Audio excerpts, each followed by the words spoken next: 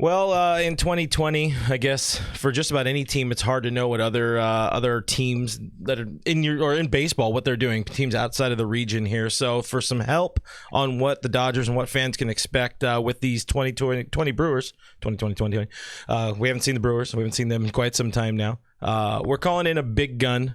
Joining us to break down the Brew Crew is and the whole wild card series and what we expect out of that is Wisconsin radio personality and host of BJ and the Bear mornings on AM 1570 The Score. Welcome BJ Degroot, and the crowd goes wild. Thank you for joining us. It's later on in your time zone, but how are you doing, man? Good. I wish I was feeling a little bit better as far as the Brewers were concerned by backing their way into the playoffs. It's left somewhat of a sour taste, and it just doesn't feel right. We got into it a little bit this morning. It doesn't feel right, and I think a lot of people, once football season started in the state of Wisconsin, a lot of the attention shifts to the Packers and the Badgers, and most of the times you're just hoping that the Brewers get you to the month of August. That hasn't been the case the last couple of years. Looking at back-to-back postseason appearances, this is the first time in franchise history that it's 3 straight years in the postseason, but it just doesn't feel right. Yeah, I was going to ask you that. Is there any Brew Crew love going on, or is it all pretty much pack right now? It's Packers 24/7, 365. There's no doubt about that. But the last 2 years, the way that this team has been put together, the addition of Yasmani Grandal last year, and everything changed in my opinion when this organization went after Lorenzo Cain and Christian Yelich. The chips were pushed in. The rebuild process was supposed to be about a 5 to 6 year process. Well, that was fast tracked into about 3, and they pushed the chips in. And so after last year and all the momentum that they had going the last 2 years, they didn't go out and make the big splashes. I think they put a bunch of Band-Aids on some pretty open, gaping wounds at first base, third base, and at the catcher position, and it just didn't work out. I don't know if this would have been different if it was a 162-game season, but for my money, at a 60-game sample size, the Brewers are kind of who we thought they are and who we thought they were coming into the season.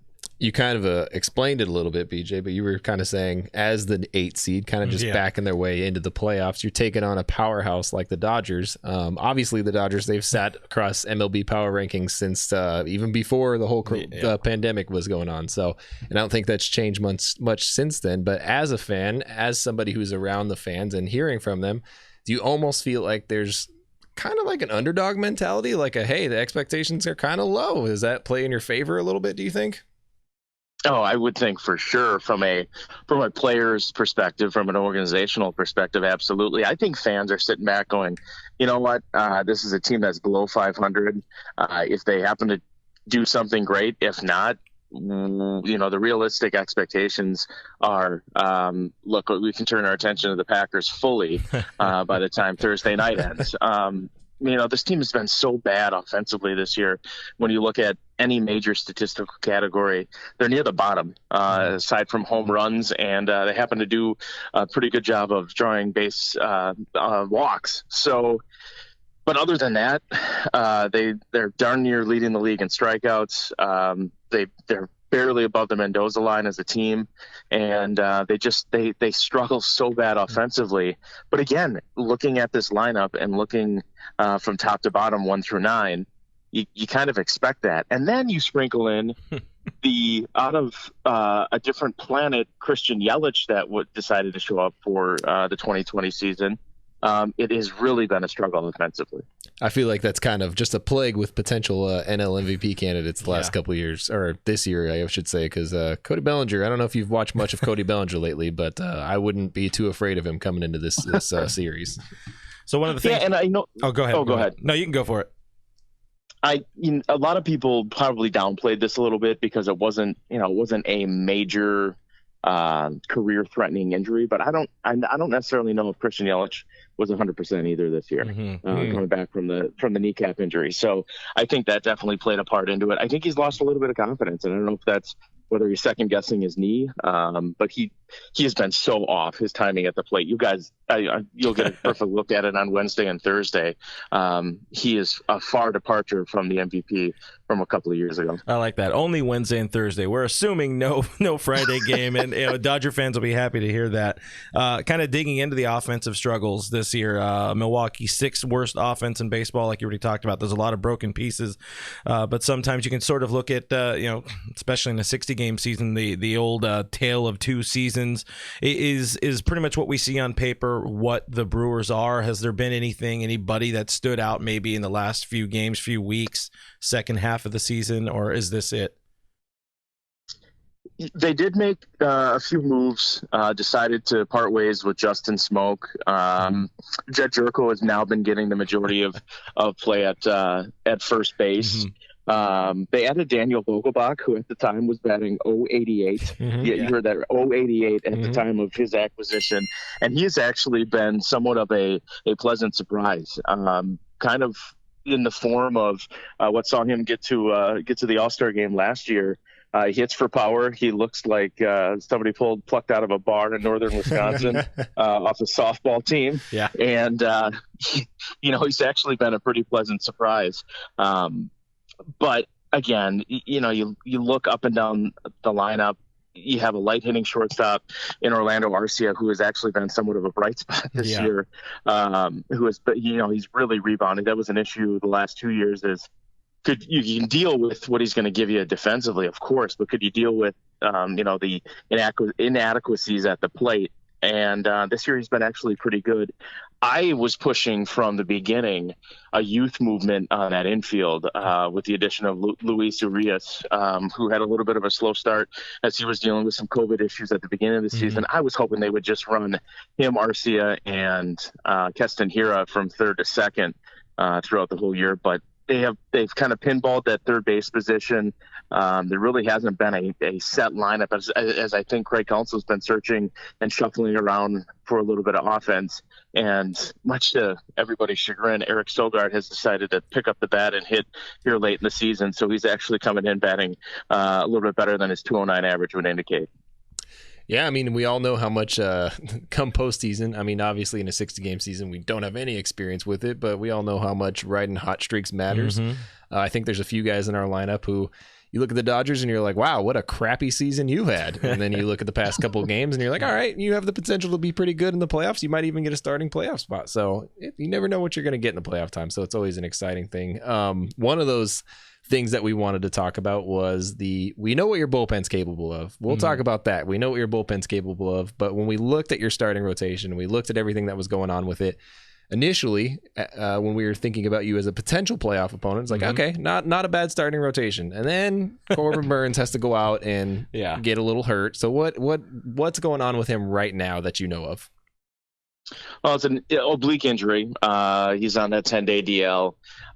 It was odd because it didn't appear when he did injure it that it was anything serious. I think he was more frustrated that he had to be pulled out of that game. It doesn't look like he's going to be available this series. I would venture a guess he probably won't be likely for the next series after that. And you also had Brandon Woodruff pitch on Wednesday. So you're looking most likely at probably Brent Suter going on Wednesday. You may be able to roll a Josh Lindblom, but he has not been great this year, a 5.16 ERA and a 2-4 record. So you're probably looking at Brent Suter to start. I would imagine you're going to have to go with Brandon Woodruff on Thursday just to stay alive, and in my opinion. But then after that, probably Adrian Hauser, who has been, after his first 2 starts, I think it was a 0.75 ERA after his first 2 starts, 1-0 with a no decision in there, and since then he's 1-6. So he has fallen off the map, 5.3 ERA. The wrinkle with Burns, man, his stuff is actually probably better than Woodruff's. Brandon acts more like like a number one, like that ace. We saw it in his last outing, the 8 innings on Saturday. But Corbin Burnes, we're talking with former major leaguer Paul Wagner about it in spring training. And he said, look, Corbin Burnes' stuff is better than Brandon Woodruff's, but it's a matter of if he can get over the mental hurdles that the organization played with him the last couple of years. And he obviously did that. It's an amazing story, really, for a guy that was giving up home run balls left and right last year, was able to get things right, got sent down to some rehab starts, and just turned it around. But it means nothing when he's not available in this short series. Yeah, so. I remember facing because he had come up in that, or he was available in that series last time the Dodgers and Brewers matched up in the 18 NLCS, and he was killing it. Like everything just was like, okay, this kid is pretty frightening if he ever gets a chance, and it really sucks to lose pretty much one of the. I would say not lone bright spot for the Brewers. I would imagine the bright spot being that bullpen like Brooke was talking about. Hader, maybe the numbers aren't the most pretty, but led the NL in saves. Williams has become something of a folk hero online and with pitching ninja and everything. Is it fair to say that bullpen is the true bright spot for Milwaukee? Absolutely. And Williams, you knew about his stuff, but until you saw it, and you saw it on a consistent basis, you were a little skeptical. And he has been nothing but brilliant. The changeup is otherworldly. I think it has staying power because he can run it up there in the upper 90s as well. So he, along with Josh Hader, you feel like if the Brewers can get to the 7th, that teams could have an issue with that. The other wrinkle too, that you were wondering how he would return from Tommy John surgery, was Corey Knebel. Really struggled at the beginning of the year. However, late in the season, he has come back up. Craig Counsell's used him in some pretty low leverage situations, but he appears to have some things together. I don't think that Counsell's going to go with him if things are tight, but I'm looking at 2021. If he can get back right, that's a 1-2-3 punch in the bullpen with Hader, Williams, and Knebel. That would make a lot of people around the league, I think, a little jealous. So I think we could read between the lines with what you've already said here, but what is your predictions for this three game wild card series? Yeah, the numbers don't lie offensively. This team has been putrid this year. That's even sprinkling a 19-0 shutout against the Tigers and an 18-3 whopping of the Cardinals. But then you also sprinkle in a team that has also been no-hit this year. So you try to figure out the Brewers for me, and I'd love any answers. No, the offense is just too inconsistent. And when you're looking at Walker Buehler followed by Clayton Kershaw, I mean, come on. I love my Brewers, but it's an uphill climb this year that I don't think they're going to even pack any sort of climbing gear to get up that mountain. You heard it here first, folks. It's a wild card, though.